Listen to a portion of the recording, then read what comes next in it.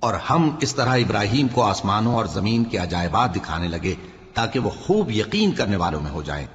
یعنی جب رات نے ان کو پردہ تاریکی سے ڈھانپ لیا تو آسمان میں ایک ستارہ نظر پڑا، کہنے لگے یہ میرا پروردگار ہے۔ جب وہ غائب ہو گیا تو کہنے لگے کہ مجھے غائب ہو جانے والے تو پسند نہیں۔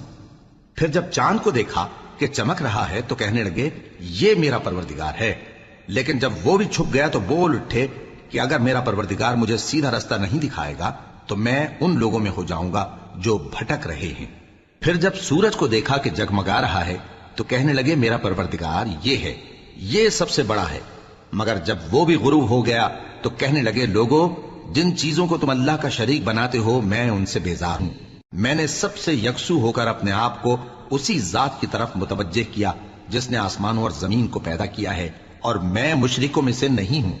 اور ان کی قوم ان سے بحث کرنے لگی تو انہوں نے کہا کہ تم مجھ سے اللہ کے بارے میں کیا بحث کرتے ہو؟ اس نے تو مجھے سیدھا رستہ دکھا دیا ہے، اور جن چیزوں کو تم اس کا شریک بناتے ہو میں ان سے نہیں ڈرتا، ہاں جو میرا پروردگار کچھ چاہے۔